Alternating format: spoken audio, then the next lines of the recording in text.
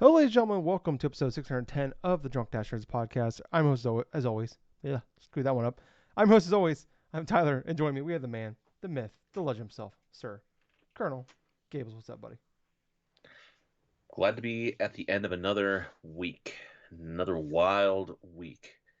Now, barring personal stuff aside and stuff like that, I'm doing good. I'm doing pretty good right at this moment. I've had a chance to fiddle around with a couple different types of emulator stuff over the Up, up, week. up, up. If the FBI or Nintendo is listening, he's kidding. Go on. Yeah, I'm not going to say for what initially, but I'm just going to say and stuff that I did have a chance to play a couple different games this past week. And I actually have beaten one game that I've been playing for a while, so that is always awesome. But other than that, though, kind of the sky's the limit of what I'm going to be doing this weekend. Nice, nice. But how have you been doing, Tyler? I'm all right. Just gonna crack a beer here. Boom. I'm drinking. I only got a couple of these left. I'm drinking one of my Gable beers here. So Mm. I'm running out of those. But it's very high alcohol content, so I drink them sparingly.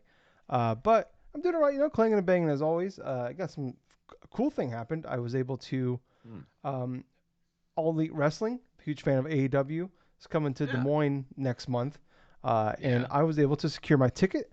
I got the third row on the facing the camera side, so that's pretty sweet. Oh shit. Yeah, so I'll be there. You see me on TV June 12th. So Oh, G12. Jesus yeah, Christ, I'm going to be actually looking forward to watching that episode then. yeah.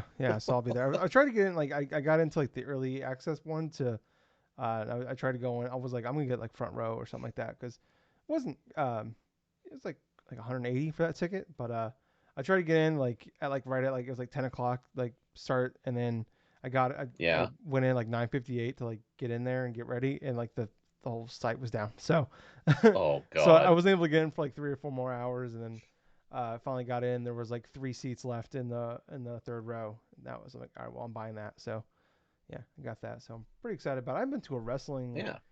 show, and oh man, I think like 2017, my sister got me tickets for my birthday to go to SmackDown. So Yeah. used to Actually, go a lot. I do remember you like appearing on an episode of either SmackDown or Raw or something like that too in the crowd. Yeah, that was uh Labor Day weekend. That was like 2013. I want to say I had front row and I Mm-hmm. was on TV the whole time. Yeah. But yeah, I've been probably to I don't know, probably a dozen or more now at this point. But it's the first time in like I said, like almost 7 years, probably over 7 years at this Wow. point. I've gone, but it's because I just don't really watch WWE anymore, and AEW is like the thing that got me back into wrestling after not watching for a while. So yeah, pretty excited for this one. I've been wanting to go see them for since they started in 2019. So I'm really excited to go see this one. So figured waited 5 years. I'm gonna go spend the money and see them how I want to see them. That's third row. So, but yeah, other than There that, you doing all go. right. Yeah, other than that, not doing too bad. But yeah, anyway, this is the Drunk Nerds podcast. Every week, Gables and I get together to talk about video games, everything we love, hate about them, all that fun stuff. So if you guys like this, enjoy our show, please like, follow, subscribe, check us out wherever podcasts are available. We're in all those places. Leave a 5-star review, leave a comment, reviews, whatever you can do to help us out. Same thing on YouTube. Check us out on YouTube. There are links down below to all those things. We're on Twitter and Facebook as well. So if you could check us out, we would appreciate it. Tell your friends as well.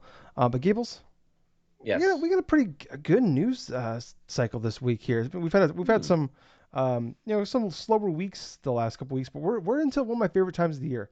As much as I love like the E3 time period, um, I think sometimes it's like the stretch leading like that May or so leading up to like E3 and Summer Game Fest now.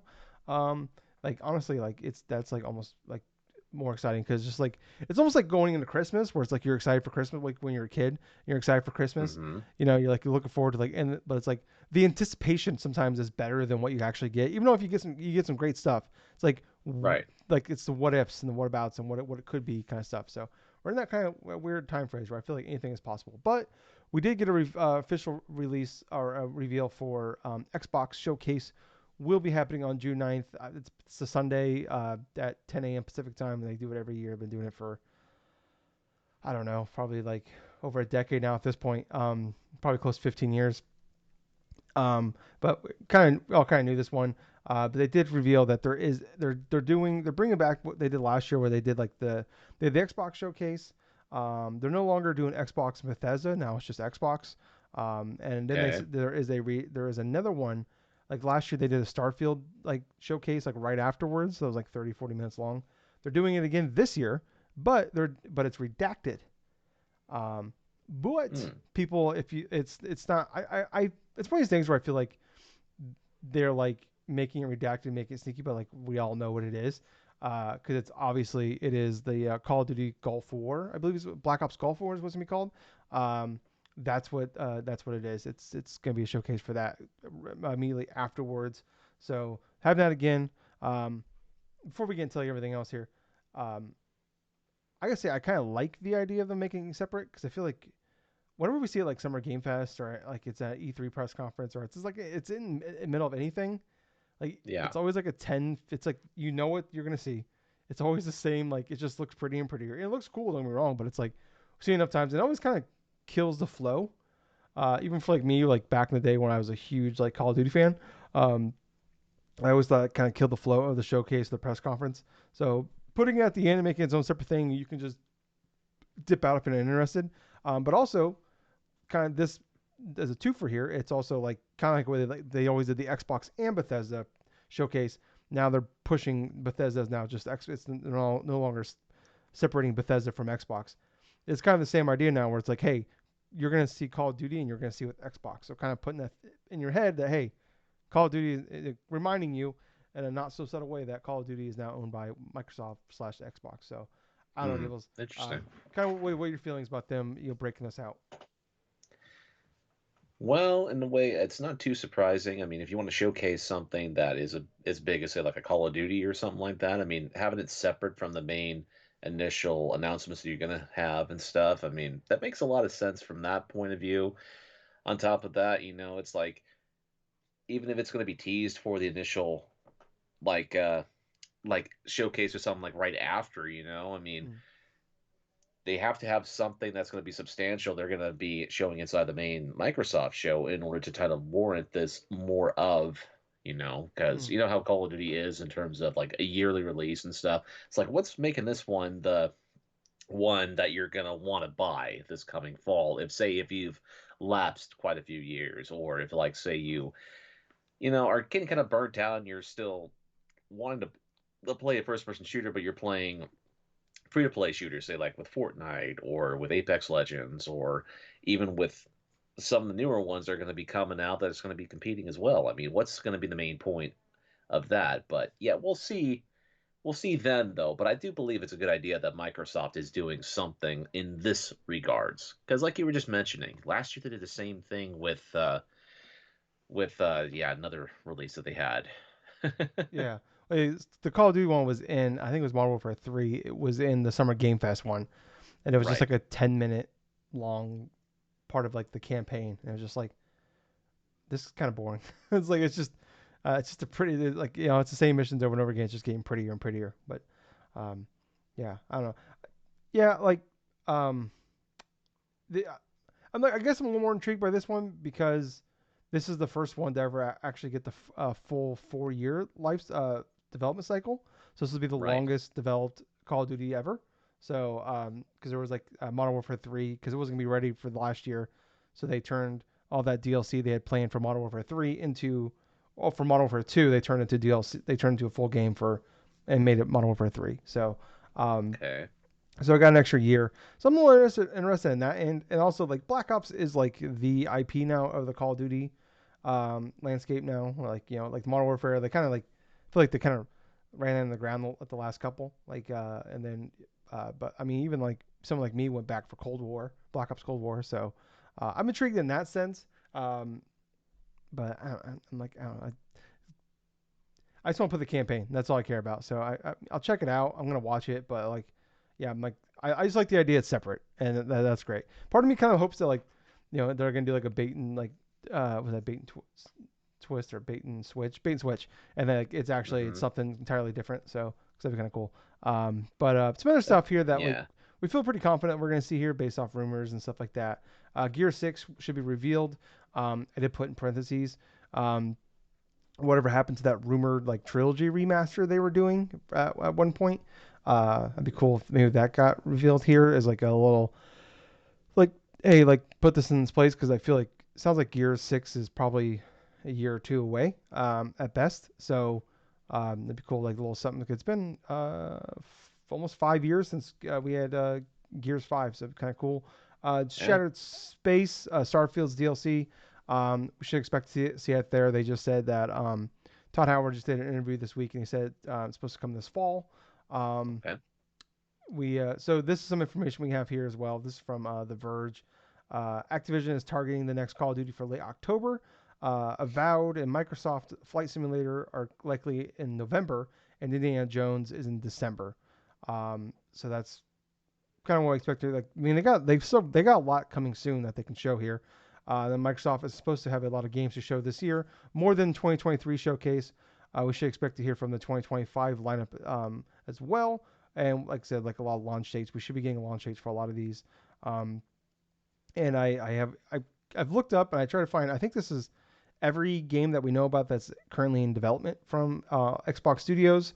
So we have Blade from Arcane Lion, Clockwork Revolution, which was revealed. That's that one Bioshock looking game. In Exiles Right. making that one. Fable from Playground Games. We finally got like the little teaser trailer last year. Everwild from Rare, which we haven't seen in like 5 years, and like the director left and they had to like reboot the whole thing years ago. Huh. Outer Worlds 2 from Obsidian. Perfect Dark from the Initiative, which we haven't seen since Game Awards 2020.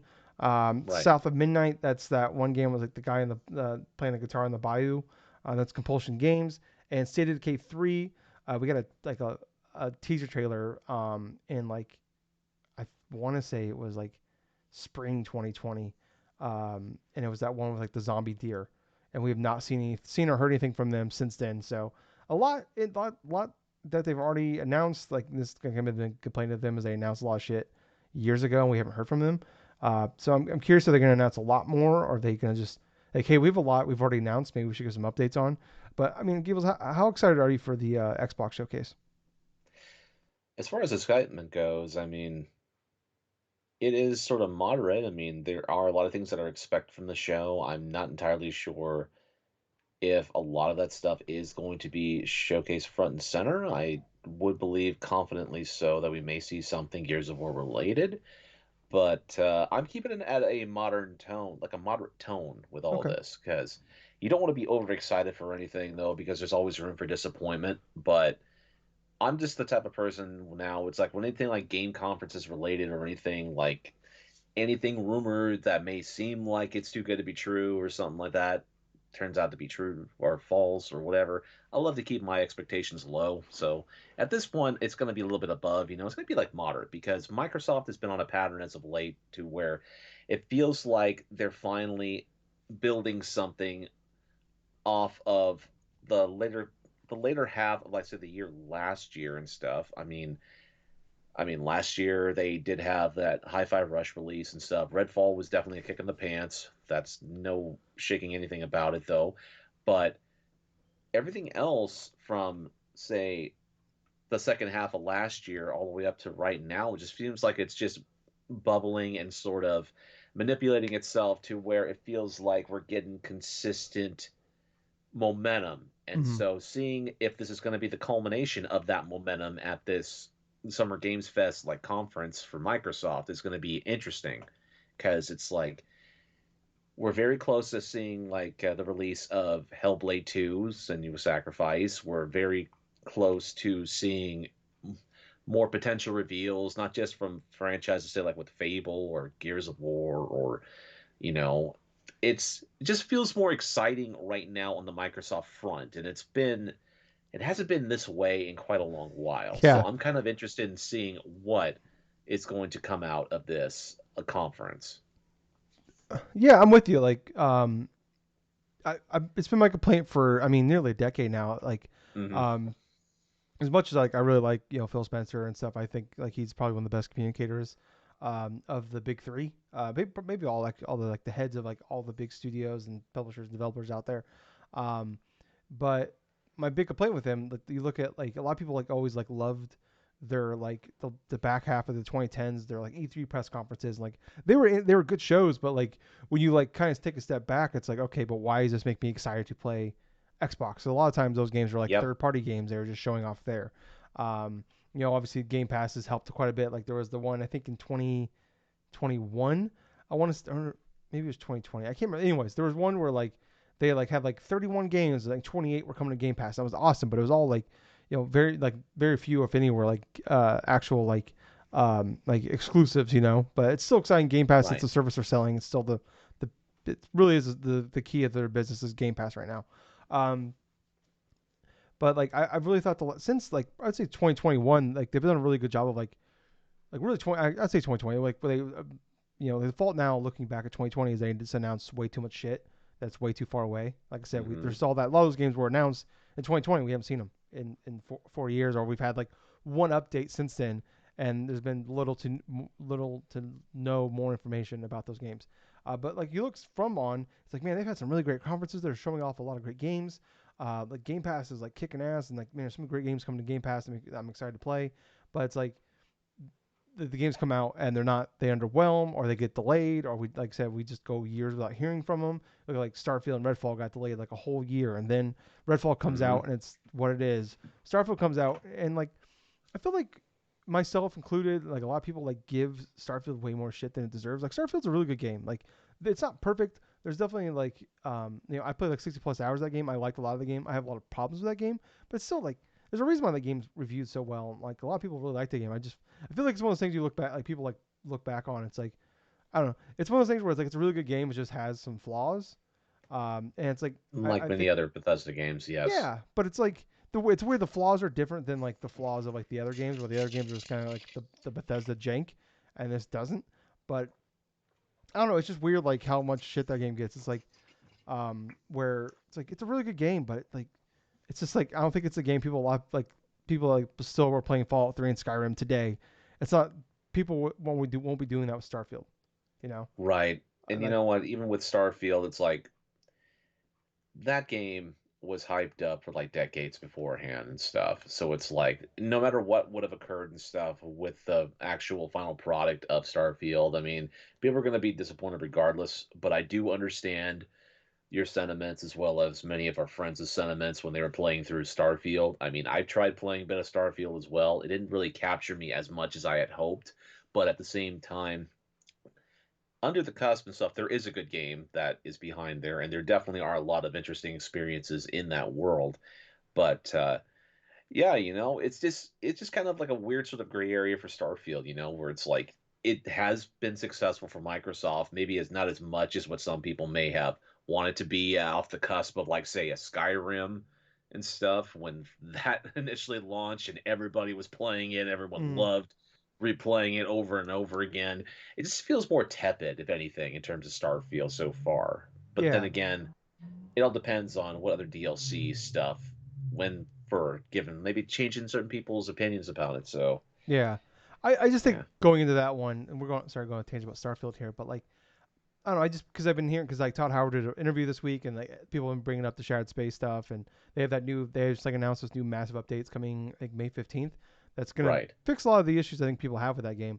Um, I don't know, it's one of those things where like, I think myself included, a lot of people, and like I'm not even the biggest Bethesda games guy. As far as I love like all the Bethesda like games that isn't made by the main studio. Like I love like the Doom and Wolfenstein, all those. But it's like Absolutely, yeah. I think the expectation of like people going into it is like when Bethesda puts out a game, they expect game of the generation, or great one of the greatest Hmm. games of all time, game of the generation, and it's like this game came out and it was like one of the best games of the year. Like it wasn't the best game of the year. It was just like one of the best games. It was like not in tier one, maybe tier two, maybe tier three. Yeah, at worst. And it's like that's where it is. And it's like I don't know, like as it's just I don't know. It's like I guess it's like the same thing of like Tears of the Kingdom came out and it was just like an 8.5 out of 10. I think we'd all be massively disappointed in that one too. So I don't know. It's a weird thing. It's just weird to me. But moving on. Sorry about that, people. But I don't know, like Avowed. I think that might be the people when they want that next Skyrim. Like that could be it. Obsidian makes really good games. I'm more excited for like the Outer Worlds 2 because I really liked Outer Worlds 1 after I played that for the first time last year. So I'm excited for that one more so than Avowed. But I think Avowed looks cool. I'm not big into like the fantasy stuff. That's not me. But I'm gonna definitely check it out. It's coming to Game Pass, so why not? Microsoft Flight Simulator 2024. I don't really care about that. But Indiana Jones is another one. It's supposed to come in December. I said it months ago. That game's getting delayed. I don't actually foresee it coming out this year. Um, Mm. but if it does, I'm actually really excited. This Machine Games. I'm pumped for them. Like I'm pumped for this. You know what? Just want this game to get out. So maybe they'll go make fucking Wolfenstein 3. Fucking assholes. Part of me is kind of bitter towards this game. I'm not gonna lie to you guys. Because we're getting this instead of fucking Wolfenstein 3. So there's a little bit of bitterness to me, but I'm still gonna play that game because I think it looks really cool. Um, but I don't know. I think like I'm excited for this one. I would say of like the big three right now. Um, Outside of like Nintendo announcing the next console, like it's probably this is probably the one I'm most anticipated for because there's so much there that like Yes. that could be shown that like lots of that's coming soon. And like you said, like this is like the first time in a long time where Xbox like not essentially take back and take first place here, but like has a real shot of like making some major moves forward because I mean, you look at like PlayStation's been on a huge run of putting out quality games. Like it's been a little lighter the last couple of years. Like we've been getting like one, maybe two big games, but like there were stretches that we were getting like almost felt like one a quarter from them. Nintendo, obviously, with the whole Switch generation's been fantastic.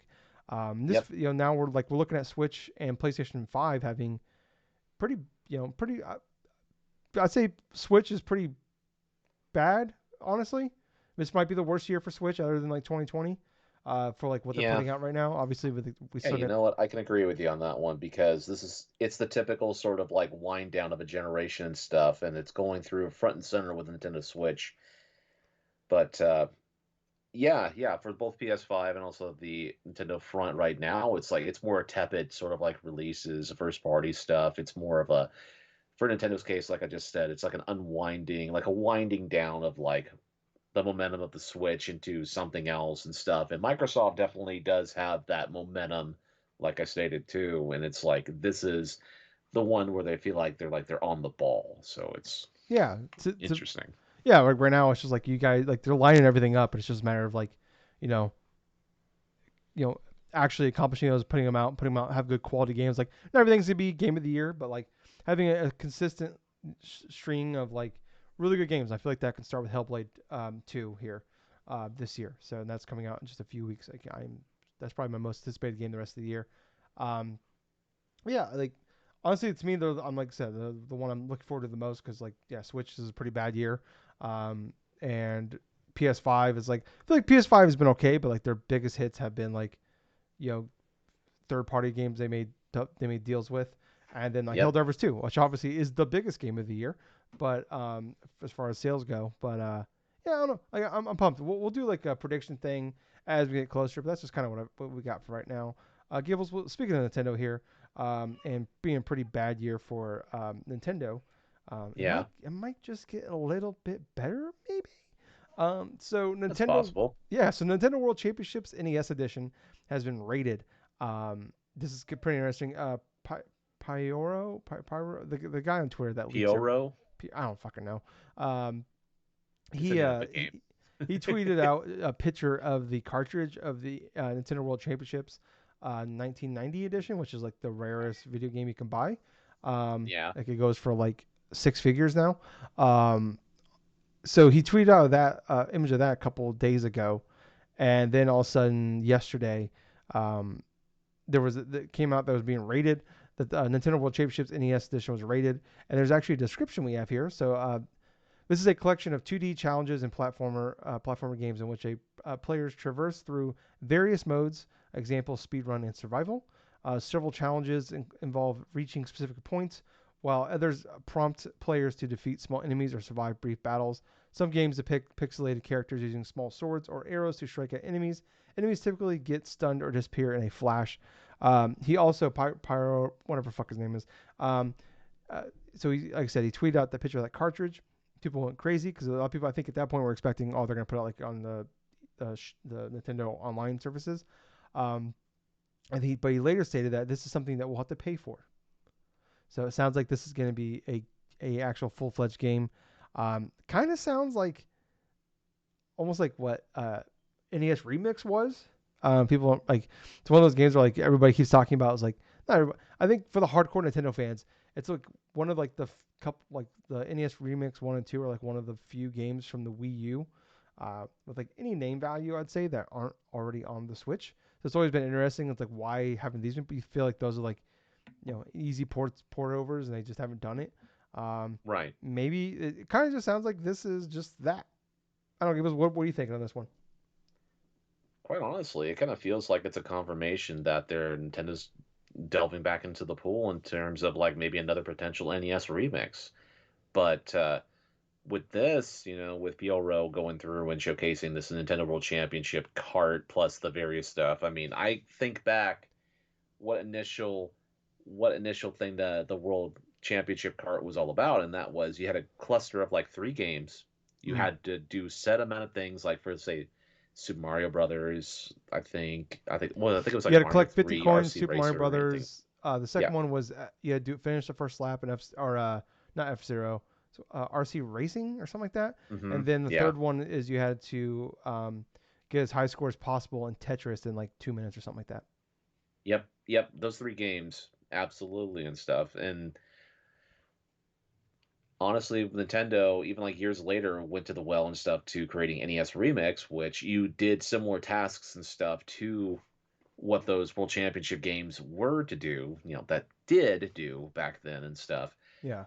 But when we think about it like a modern day standard right here, I mean, maybe this is just going to be some sort of a crazy like mashup and stuff to where we see an NES remake style of game, but make it more like a World Championship edition, kind of like a speed run sort of thing. Yeah. But that's just an initial like speculation from me. I mean, it would be interesting to see them delve back into that pool and then hinting, like, say, not just with that particular cart, but also there was more than one like world champion cart. I mean, there was one for NES, there was one for Super Nintendo. Yeah. The power I mean, something. yeah, something like that. Yeah. But yeah, there were different. There were definitely different like iterations of the World Championship carts and stuff from way back when. But it makes me more interesting and makes me more interested in seeing the next Nintendo Direct in general, because we see these rumors now of these different games that are going to be showcased and stuff, and like what could be and this and that. It just means there's more confirmation that we may be seeing a Nintendo Direct possibly soon, hopefully. Yeah. Typically, when something is rated, it's usually out within the first like usually within 3 months or so, give or take. Yeah. So we've seen that. Like, that's why a lot of people have been freaking out about Silk Song because that got rated, I believe, at the end of March. So a lot Yep. of people, and then obviously like that's something you can also mention for like the Xbox Showcase possibly at the Game Pass Day One game. But going back to this, like I really liked NES Remix 1 and 2. I thought that was really cool. Like it's like I always talk about. Like I kind of like Nintendo better when they're down because they just kind of do cool Hmm. shit. Like instead of like trying to find ways to charge me more money for things, which they always do. But they typically like they do a lot. They're a lot more like in your face about it when they're winning. Right. And they I don't know. I feel like they take less chances. And I don't know. I'm kind of like I'm looking for. I want that. I'm shocked we never got NES Remix 1 2. I'm surprised they never expanded upon that. Like I love like a Super Hmm. Nintendo NES Remix or whatever, or Super Nintendo Remix or whatever.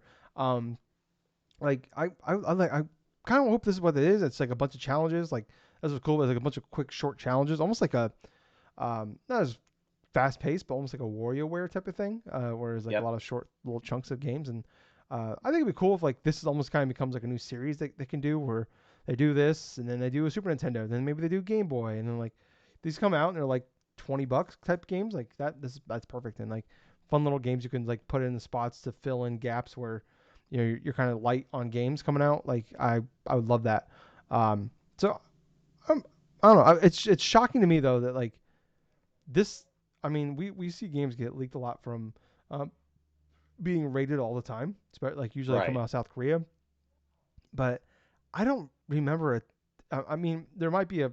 I'm just forgetting, but I don't remember a time where this has happened to Nintendo with the rating part.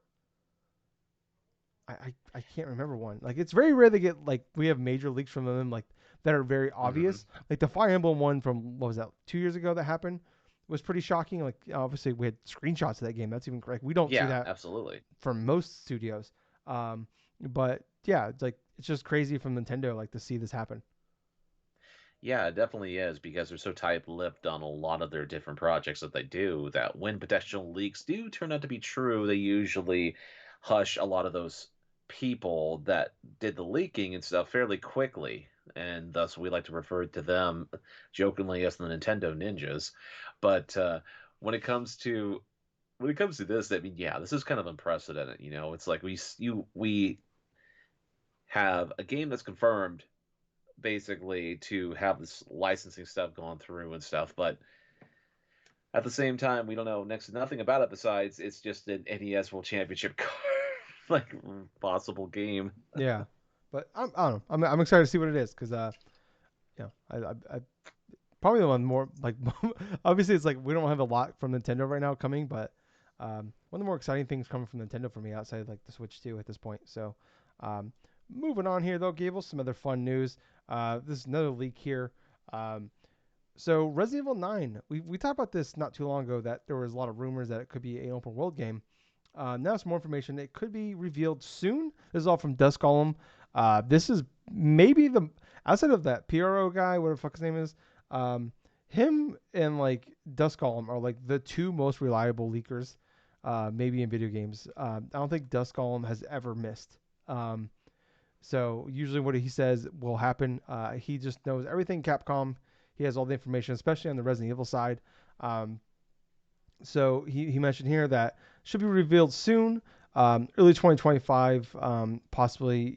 It sounds like here he's assuming January. He has a quote here. The possible delay I heard murmurs about can be pushed aside. Resident Evil 9 should be revealed pretty soon and released next year.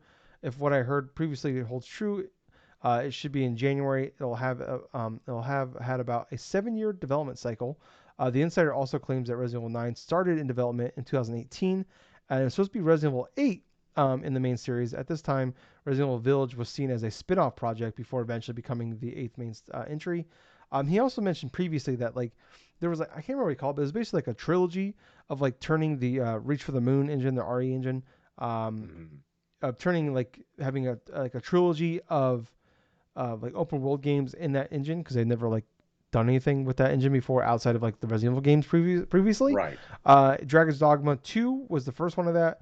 Also, Monster Hunter Wild was the other one of those, and Resident Evil 9 is the third one. So we already know about Monster Hunter Wild. Dragon's Dogma 2 came out back in March, so Hmm. it sounds like that's gonna be the case. But I'm really excited for this one. I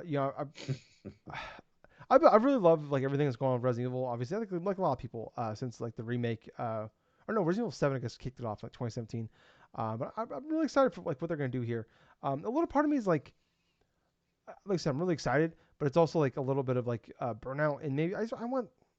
I hope we don't go back to like Resident Evil 7 and 8 style, at least with that character. I can't remember the name of the character, but I hope they change it up a little bit with that. As much as I love Resident Evil 8, I really did not vibe with that character, that story.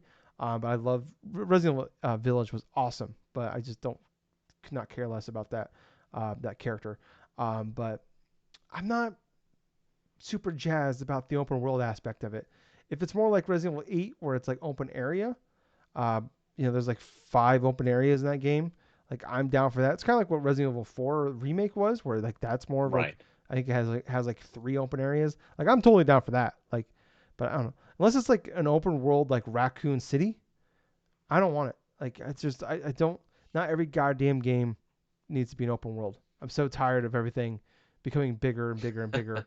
Man, like Little Kitty Big City is coming out on Thursday, Gables, and I'm really excited for it. And that game's probably gonna be a few hours, and I'm so excited for that. I'm almost more excited for like the fact that the game's only gonna be a few hours long than I am excited for that game, and I'm very excited for that game. Um, I don't know, Gables, like how excited for you are for this Resident Evil 9? For Resident Evil 9, I'm kind of curious to see what the story aspect of it's going to be. Is it going to be kind of an original experience like in, say, 7 and 8? Is it going to be like a callback or something like that to some previous Resident Evil games, like, say, more so of, not the original ones, though, but I'm just saying familiar characters from the series mainstay stuff. Because if this is going to be like a continuation of the actual series itself, you have to think that they're going to be going into the well of like familiar characters, like Mm. say I wouldn't say a Leon or something like that, but I don't know about Redfield either. I'm trying to think here. Yeah, because Maybe Jill Redfield's Valentine. yeah maybe Jill because I guess Jill's the only character we've not dealt with in the. I guess Leon and Jill are the two like main characters we have not dealt with in 7 or 8. Chris was like the main like he's a big part of 8. Um, yeah, we've dealt with Jill in like the 2 and 3 remakes. Hmm. Not 2, just 3. We dealt with Leon in 2 and 4. So I don't know. I So what about like Claire? maybe Claire. Yeah, and what yeah. I don't know. They got so many characters they have not done much with. Yeah, That's the problem, dude. I mean, we obviously know that there are some characters that are not going to reappear, but at the same time, to think about the characters that have been present throughout the series and stuff, the ones that really kind of make the most sense are like some from like the original like series of games, like say a Jill Valentine or a Leon Kennedy or like Chris Redfield or yeah, anything of that sort, that kind of makes sense in that aspect. But at the same time, though, I kind of wish that it's not going to be like say like an open world thing per se, because if that's the case, they're going to go with like a first person perspective, which hey, that's not bad in anything, no, but no, at the same time though, I was watching earlier on this year people being so excited because they were able to play RE2 remake in a fixed camera sort of like perspective, and people were absolutely like just enjoying the hell out of that, and it's like, yeah, I understand their choice, like Capcom's choices in terms of what they want to create this game to be and stuff and how that stuff, but it it just really makes me kind of wonder, in terms of my excitement, like is this going to be really exciting to play for me at all and stuff? I mean, I'm not really akin to the Resident Evil series too much. All I know is little tidbits and stuff that I've seen people play of, or like what I personally have known of from like some bits of story elements, But yeah, I'm hoping Resident Evil 9 is going to be a fantastic game that will release early next year. yeah. I was just trying to think when you're talking like they haven't really touched upon anything that's happened like with 5 or 6. Like even like Chris, I don't remember them even mentioning anything with like what happened in 5 and 6. I don't think they're like retconning those. But Probably maybe like remaking those in some aspects. I mean, yeah, it's it's like weird. Like 5 and 6. they don't I mean, really five need. was good. Yeah, Yeah, I feel like 5 and 6 don't need remade from like a like gameplay perspective. They also need to be remade from like a storyline perspective. Um, because like 5 is yeah, actually like a good game. It's obviously not a. It's kind of like my thing with like Dead Space 3, where like Dead Space 3 is a fine game, but it's just a bad Dead Space game. Like Resident Evil 5 yeah, is a really good game. It's just a bad Resident Evil game. And yep. Resident Evil 6 just needs kicked into the fucking sun. Um, but I'm just trying to think of like where all those characters left off. Like I've tried to burn so much of Resident Evil 6 out of my mind, and it's like man, like I don't know what I don't even remember how those ended with like Ada Wong and Jill and was Jill even in Resident Evil 6? I don't think she was. No, I don't think I so don't. either. Last time we saw Jill was what she was blonde in Resident Evil 5. So I'm trying to remember what happened to her in that game. So I don't know. I kind of would be kind of down for like a Jill, bring back Jill. Honestly. So I like I said, yeah. Like I feel like Resident Evil 9, like I don't think we've ever really had like a straight up like a horror game open world. Like I know Evil Within 2 was dabbled into it, but it was more like Hmm. it was more like what Resident Evil 4 was, where it was more open area kind of stuff. So like Yeah, the area, like it's small areas, it's only in certain sections, and the like a good chunk of that game is like more we expect, like more straightforward through it, and that's kind of what that's more I want that that kind of that Metroidvania style Resident Evil game. I don't necessarily want it. I just don't want to play a 50, 60 hour Resident Evil game. That sounds terrible. Um, but yeah, we'll have to wait and see. Um, all right, I'll save this. We have the March Arcana, but we'll save it for next week here. okay. I want to get into some other news this week, Gables. Um, apparently there is it sounds like there could potentially be a deal in place to make a Kingdom Hearts movie, Gables.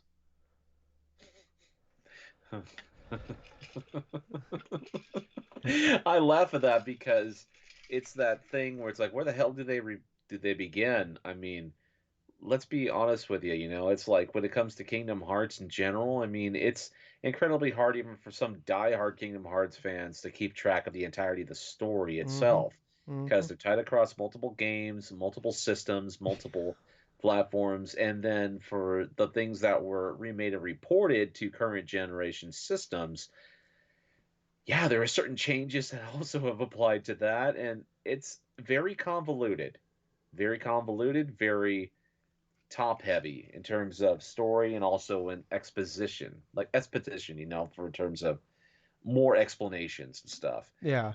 Yeah. The If there is a movie that's going to be put out for Kingdom Hearts and stuff, I kind of hope that it's just bare basic stuff, and not like Just some relatively crazy. yeah, just focus on the Disney shit. Like that's what's gonna people are gonna go for is they wanna like an animated movie where like you're going to all these different Disney worlds, like Yep, that could be cool. And I can yep. see that selling to a lot of people. I don't know how you do that. Um, Do not make it live action. no, God no, I don't want to see Chris Pratt as Sora. So Sora. let's not do that. Like him voicing Sora, I could Titans. probably live with a little bit more. Um, Yeah. I hope he does the Just Mario imagine voice. Chris Pratt, just like a skin tight fucking Sora suit and stuff with a keyblade or something like that. Just like, I just did. And I don't like it. come on, Donald, come on, Goofy. We I, gotta go to the Peter Pan world, God, Neverland. that sounds terrible. Never mind. I hate the whole thing again. Next up here, Batman Arkham Shadow VR was announced. This is a VR game for MetaQuest 3. They're bringing back the Arkham name, unfortunately, in a Batman. It's just like we're gonna see the full gameplay reveal at Summer Game Fest at the kickoff Yeah, show. I think that's June 7th. Um, but yeah, it's going to MetaQuest 3. I don't know. It's like one of those things where it's like the Arkham name has value, but I don't know. So it's like it's sad what the what happened to the Batman universe that Rocksteady created. It's just after Suicide Squad and now this. It's the first Arkham game we've had in I think 8 years, 8 years I want to say. Uh, yeah, and that was the last one was a VR game, and then we haven't had a full fledged Arkham game since 2015. So yeah. yeah, just very sad state of affairs. Next up here, THQ Nordic showcase is announced for August 2nd. August 2nd. Let me try that again. Um, they announce this every year. They usually do. I think usually like in August. They always announce it months in advance. Then I totally forget about it. It's a thing. So yeah. Vicarious Visions apparently at one point in time years ago was making a 3D Donkey Kong game. Really, Yeah. Vicarious Visions. Yep. So there's people Huh. that did the remakes of like the Crash and Spyro games. So yeah, apparently at one point in time they were doing it. There was a deal in place, and they were like, it was very early. They're still like making like a demo, and it fell apart from there. But Oh Did you know wow. Gaming just put out a video breaking all that information down. If you want to check that out. Last but certainly not least, Gables, Tetris and 7-Eleven are teaming up to make a game console. What? Yeah.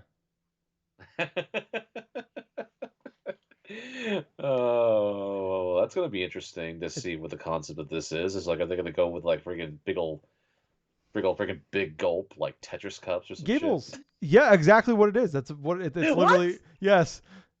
I was just naming out the first thing that was off the top of my head, and there we go. Yeah, yeah. It's like on a Slurpee cup basically, but like you can't actually drink out of Slurpee cup. But they're basically you play Tetris on a 7-Eleven Slurpee cup.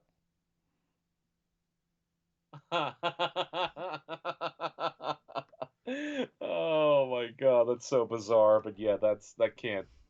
Oh my god, I just have the thing in my head, man. It's like it can't be real, but at the same time, it must be real because it's Dude, that stupid. video games are cool, man. I don't care what anybody says. You think of the stupidest Oh. thing out there, and it can happen. It can be done. It can be done. So this is yeah. I don't know.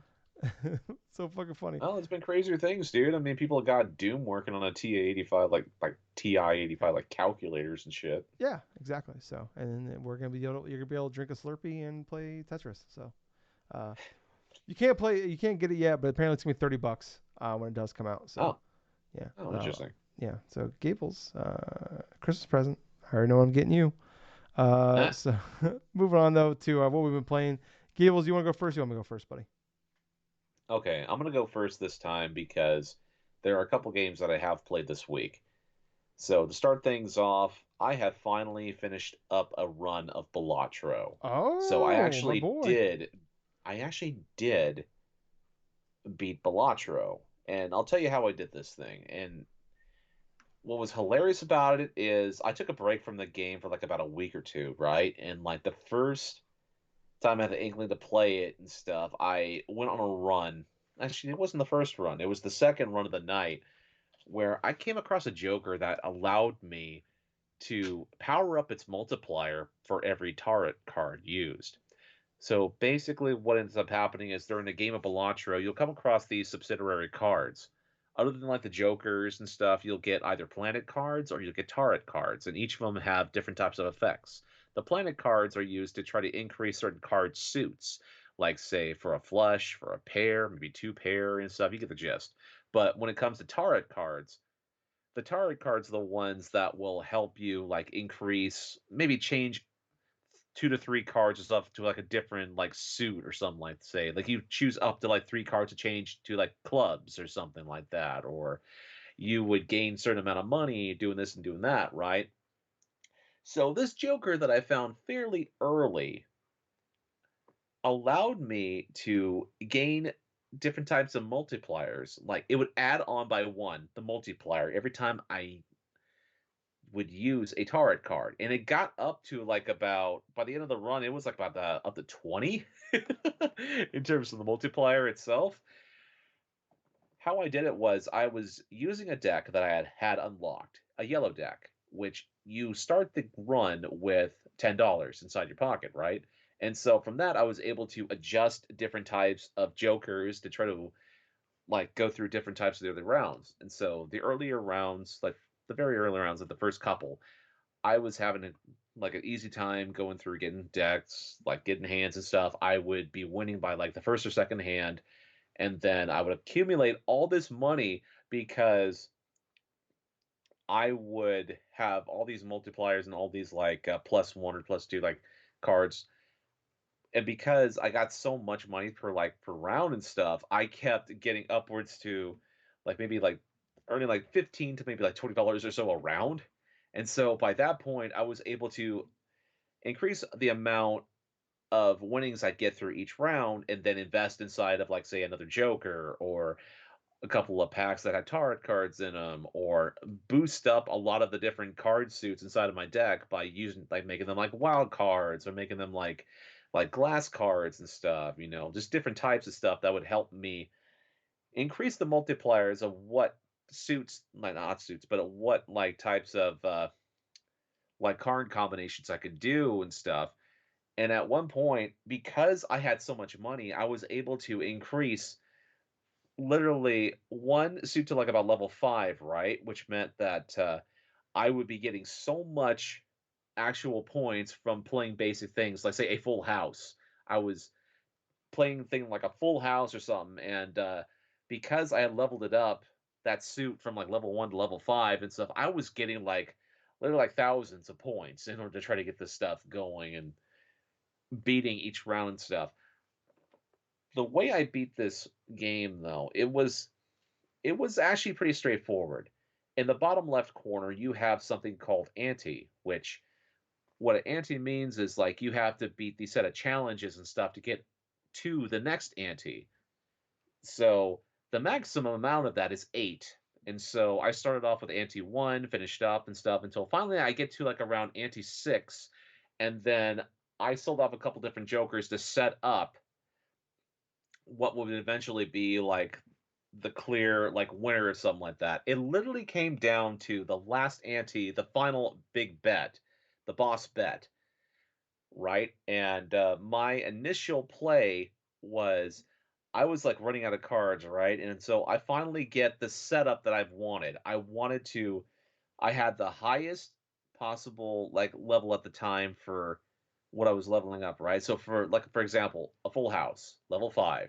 I've got all those cards together and It was my last turn, and I executed it, and I ended up beating the set amount of points, and then I won that round. So I actually beat Balatro that way. So here's the thing about this game: it's highly addicting. It definitely has that one more game mentality. This is similar to that how I felt with playing Vampire Survivors, whereas like I kept wanting to do a run and then like it would just morph into another run and stuff. Oh boy.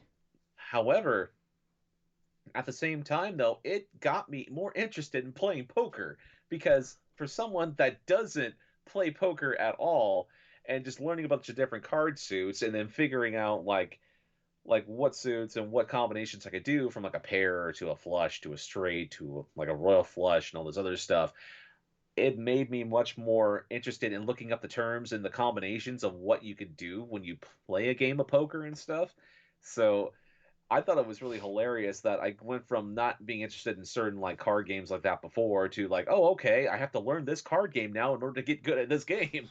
So it's like that was a definitely fun trip in and of itself, and I am not surprised why this is one of the best games of the year so far, because it's a surprising premise where you match up a roguelike with a card, like literally a poker game, and every time I've explained it to people, they're like, okay, what the hell is Balatro? Then all of a sudden they start watching a couple videos, and it's like, oh, well, this is actually kind of interesting. It's like I actually got one of the streamers and stuff that I was watching and stuff, and I was just talking to some of his chat and stuff. I told him, oh yeah, I just went through and I beat Balatro and stuff, and he just asked me, he's like, what's Balatro? And like he fires up like a freaking video or something like that, and starts watching. It's like, oh crap, this looks interesting. Huh. He was like right in the middle of playing like a dragon and stuff, Infinite Wealth, and like that initial thing just popped up and stuff, but. Yeah, finishing up that was definitely a fun accomplishment. That was like early this week. But towards the mid part of the week, things kept getting busy and stuff, not just at work, but also the home place and stuff. So during, I think it was like Wednesday afternoon, I took my Switch with me to and from like transportation, and I powered up the Nintendo Switch Online stuff, and I went onto the Sega Genesis app itself because there's a weird thing that I do is like I like to rearrange a lot of the different games based upon like the playability of what I feel like I want to play. So I do it with every single app. And the Genesis app, coincidentally, I had just finished up rearranging certain games from a custom order, and I came across a game that I've played like maybe once or something and not really got too much into it, and that was Space Harrier 2. Yeah, Space Harrier 2. And so what this game was is like it's a sequel to a game that was on the Master System, but the sequel on the Sega Genesis, it was released in 1988. This arcade game is actually pretty quick and actually pretty fun because you pretty much are in control of this one dude and stuff with a gun and stuff, and you have to dodge all these different type of projectiles and stuff, and it can be such a freaking trip because you have a lot of these things like coming at you like super quick and stuff. And you have to go through the dodge and stuff, and you literally to like dodge certain enemies and stuff. You do like a figure eight type of motion and stuff like that. That's exactly what I did because at the end of every stage, you basically get like a boss encounter. And the thing about Nintendo Switch Online and stuff, you have like save states, load states, and this and that. So I ended up beating Space Harrier 2, and that's because the game in itself is kind of a bit long in terms of in how many levels you can go through and do. But that final stretch of the game and stuff, where you basically have to do like a boss rush in order to get to the actual like final boss and stuff and beat the game that way, that was incredibly crazy, and I did love how frantic the gameplay was. And some of the bosses were actually pretty cool too. Like you, at one point, you have this fire dragon and stuff you face off, right? And he'll have all these projectiles like firing at you. But if you go like into like a figure eight motion, you could time when he goes and does like a specific diagonal motion, then you could actually get like a whole bunch of hits and stuff like that. And that it's like it's one of those games where you have to hone your skills with this because the ease of use for this game, like you're not going to get it right away, but as soon as you get used to the speed of how the game plays and motion and stuff, and as well as how You can time your like shots. I mean, it pretty much becomes like a freaking free for all, pretty much. But other than that, though, I was playing also a little bit of like Super Fantasy Zone on Sega Genesis as well for the Genesis app, and it's kind of like what is it's kind of like a the term for it is called a cute 'em up. And so basically what it is like you know how there is a genre of video games that are like just called like shoot 'em ups or Mm-hmm. like Shmups. shmups. Yeah. Yes, exactly. The term cute 'em up comes from like certain like shoot 'em up games that have like say cute characters or something like that, or like things like ships or animals or this and that. This is one of those type of games to where each level starts off and you can either go left or right. It's got a scroll and stuff, and each level has a like specific premise. You have to beat like about 8 or 10 of these like specific things and stuff, and then afterwards you face off against a boss, and then once you beat the boss, you go up to the next stage. The game itself, I'm almost halfway through. It's like 8 stages in all. So it's like I finished up stage 3, I'm on stage 4, and it barely, if you were very good at this game, I looked at the finish time, you could beat it in like in about an hour, bearing upon what time of difficulty or something you have this game on. But it's pretty fun because it has a lot of colorful graphics and stuff. The gameplay itself is fairly tight. You can upgrade your freaking ship in terms of like engines from like weapons and stuff, and like all these various power ups. It's really fascinating trying to get into these type of games because I was just looking for something to play, on that Genesis app just to make sure it's like, okay, I've already played some of the most popular games on this initial thing. Like I've played Castlevania Bloodlines, I've played Streets of Rage 2, I've played like Gunstar Heroes and all this other stuff before, but I've never had a chance to play Space Harrier 2. I've never really delved into like super ghouls and ghosts, which nah, nah. I'll just be honest with you, man. Ghosts and Goblins, there's like a specific type of mind frame you gotta be in order to play that type of game. The moment I powered on Super Ghouls and Ghosts and stuff, and I literally can't go like a couple different screens without projectiles and everything else just coming at me. It's like that's way too much stimulation, dude. That's like way too much.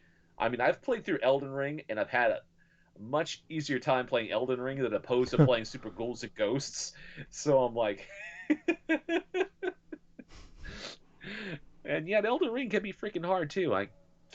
But it's just that type of game style where I was so over it back when I first played games like that way back in the '90s, and like it's transported onto the current day, like 2024. It's like I have no patience for this shit. But that's pretty much what I've been playing. So what have you been playing, Tyler? Just playing the same game, Stellar Blade. I haven't got a chance to play too much. I played a good chunk of it Saturday and Sunday, and then didn't get a chance to start playing again until today, Saturday.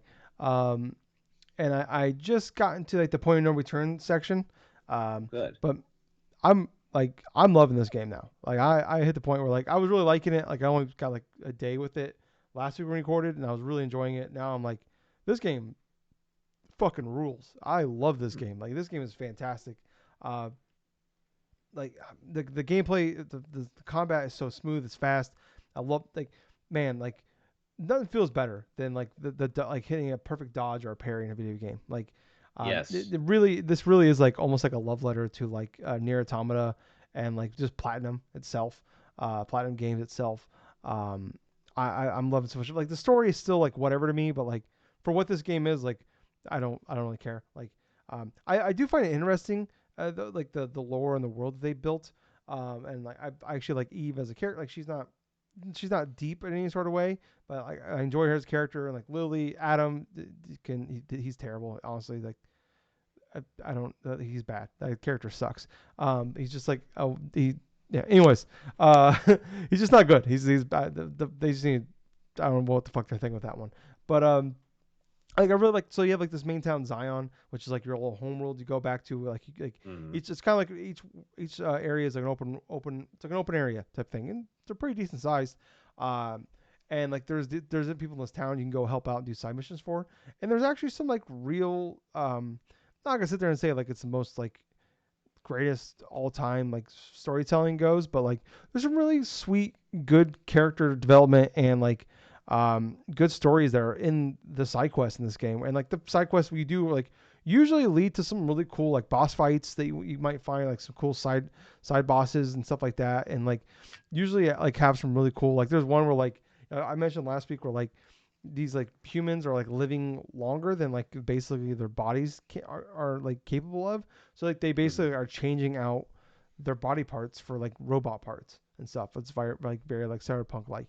Um, and like there's like one character is like this husband and wife, and like the wife is like um something happened, and like she's just basically like she's still alive but like she's barely functional. So it's like you are like doing missions like throughout the game, like helping you find her legs so she can actually walk around. You find like a chip so she can actually like talk, like she couldn't talk before. And like stuff like, and like it's really cool, like sweet, and like I really like that character and like that side quest. There's a couple other ones where like there's one with like a shopkeeper and stuff like that. Like I really Hmm. like I've actually like that's been some of the best parts I think storyline wise is the side quest in this game, and like just kind of adding a lot more to the town itself. Um, and like there's every game needs to do like Horizon Zero Dawn was like the first one I remember doing this with, but like they like tiered their side quests almost where like Right. there was like side quests and there was like miscellaneous and there was like errands and like all right cool, these are like the dumb side quests that like don't really a lot, but they're like if you want to farm for like items and like money and stuff like that, they're there. And then like they're like, and this one does the same thing. Like you go talk to a human and like do a side quest for them. Like usually there's like something there that will kind of add some more to character development, and usually has better like you get better stuff for doing those ones. And then Right. there's like you go to the bulletin board. And there's like a lot of them. They're usually pretty quick and easy. Don't require a lot. Usually gotta fight some enemies. Go find like, oh my team my team disappeared. I'm like my one of them like my cat disappeared. You go find the cat. The cat's dead. Like I was like, what? Like Oh. the first time I've ever seen that video game. But like it's usually like a lot of stuff like that. It's like a million missions you've done a million other times in a million other games. But like usually give you gold stuff like that. I did all the side quests in the game where you actually talk to a human.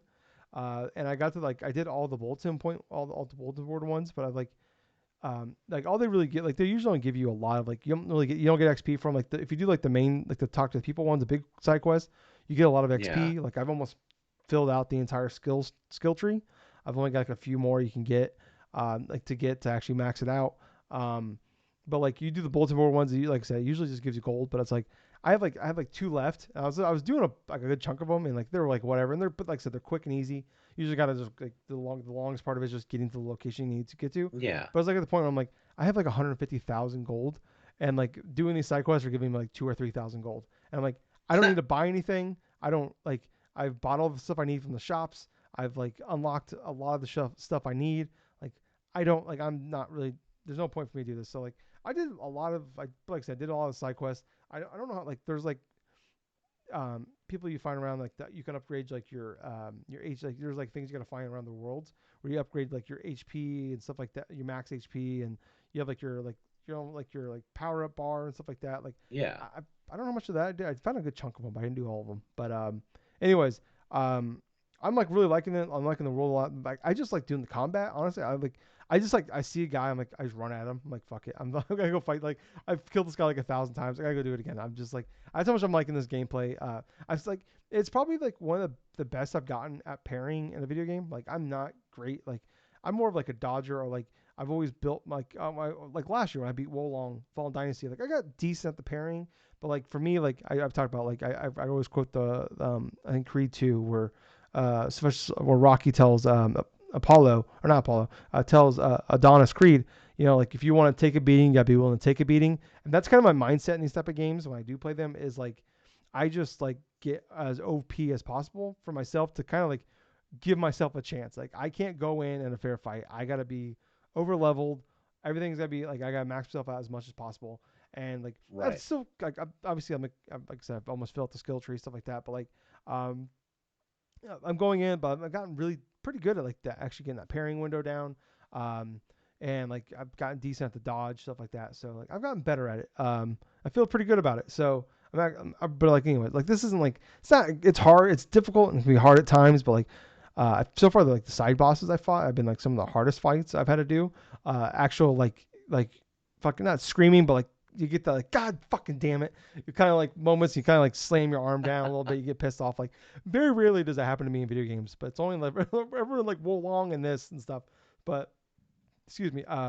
This game's great. I'm having a really good time with it. Like this, I'm not trying to say this is like gonna be, um, like on like it's gonna be on my game of the year list. I feel pretty confident about that. I don't know if it's gonna. I'm not gonna guarantee top five, but man, like Right. this is like exactly the kind of game like, I haven't played like. It's been a really good year for video games, but I feel like I haven't played a lot of video games for myself. It's pretty, I'd say, a down year for me personally as far as games go. And this is like the perfect game I need at the perfect time. Where like I don't want like this big huge, um, a 70-hour game, especially coming off like Final Fantasy Rebirth.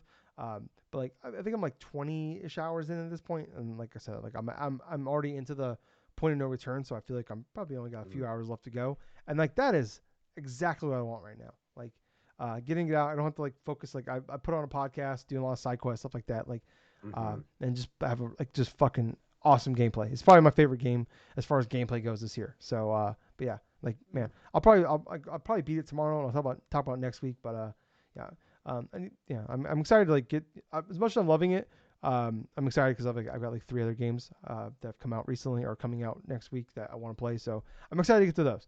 But yeah, anyways, that's all I've been playing is Stellar Blade, and it is fucking fantastic. I highly recommend it Mm-hmm. to anybody out there. If you just want like a platinum, if you're missing like a really good like, I would put this like we always talk about like there's like platinum has like there's like man there's like fucking like Bayonetta 2 and like Nier Automata like is like the top of the mountain for them. But then they always have like there's like different tiers of them. Like there's like there's like S tier, and then you got like the D tier, which is like the fucking TMNT game they made like 6-7 years ago. Or you get like kind of like the Astral Chain is like A tier, B tier style. Like man, I honestly would put this like up there with like Nier Automata and like Bayonetta 2 as far as like gameplay. Nier Automata is like on like honestly above S tier. I don't know what goes above S tier. That's like fucking peak of the goddamn mountain.